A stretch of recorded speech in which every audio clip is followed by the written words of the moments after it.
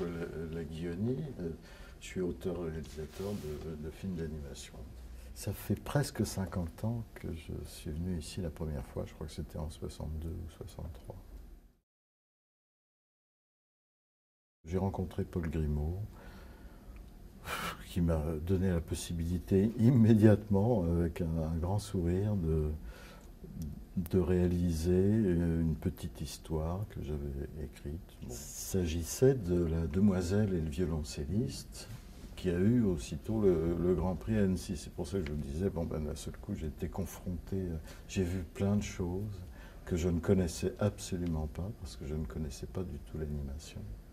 J'avais une formation de dessinateur, mais j'avais un tel envie de raconter mes propres histoires en images que j'ai essayé de trouver le biais comme ça.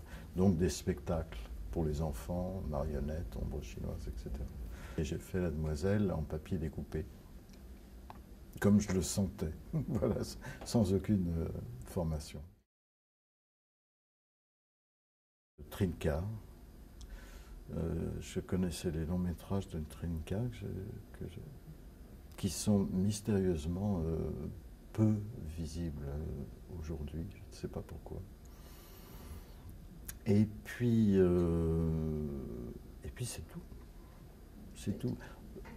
Pour moi, c'était proche de ce que j'avais envie de faire, les films de marionnettes. Vous savez, je suis assez paresseux. Et comme je n'avais pas appris l'animation, que La Demoiselle, ça avait bien marché, j'ai continué avec la même technique que j'ai essayé d'améliorer peu à peu, voilà. Je n'avais pas, et je n'ai pas encore, une grande curiosité technique pour des moyens d'expression graphique différents. Ce qui me plaisait beaucoup, c'était le côté incertain, c'était le côté feeling. Il faut sentir l'animation. Vous travaillez directement, sans filet, sous une caméra, comme toutes les techniques d'animation directe. Hein. Ça peut être la pâte à modeler, ça peut être de la poudre ou du sable ou des bouts d'allumettes, ce que vous voulez. Mais vous ne pouvez pas vous reprendre. Et là aussi, c'était peut-être mon goût pour le spectacle, parce qu'on se met en danger. C'est vraiment une aventure. Pour moi, l'un des plus beaux films du monde, ça continue à être Le Roi et l'Oiseau de Paul Grimaud. C'est très loin du papier découpé, naturellement, c'est du dessin animé très savant, mais merveilleux de poésie. Justement, c'est qu'on ne sent absolument pas la technique. Ce que j'aime dans un film, c'est qu'on ne se pose pas du tout la question de savoir comment ça a été fait. Ça vous donne confiance parce que j'étais un jeune homme tout à fait timide et pas du tout sûr de mon coup. Donc par rapport à Paul Grimaud, c'était l'idée de continuer avec lui.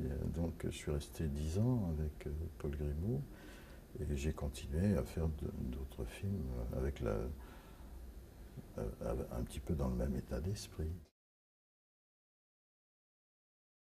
Moi, ça ne m'intéresse pas beaucoup de pouvoir tout faire. Ce qui m'intéresse, c'est même de me tracer des contraintes librement choisies qui me permettent d'aboutir facilement à la finition d'un film. Parce que c'est ça qui importe, c'est de faire un film.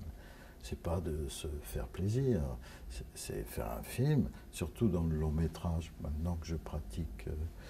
Ce sont des films qui s'adressent à un large public, à des enfants, etc., et dans le monde entier. Donc ça nécessite des contraintes. Donc je ne vois pas du tout ce que je ferais si j'avais tous les moyens. La mer est une dimension, une force, une poésie dont j'ai besoin. Je ne pourrais pas vous dire pourquoi. Dans mes films, il y a toujours des voyages aussi. Donc j'utilise la mer comme quelque chose qui qui participe au voyage, mais le voyage dans lequel, là aussi, ça a des aspects philosophiques, on n'est pas maître du jeu. Quand vous prenez la mer, vous ne pouvez pas dire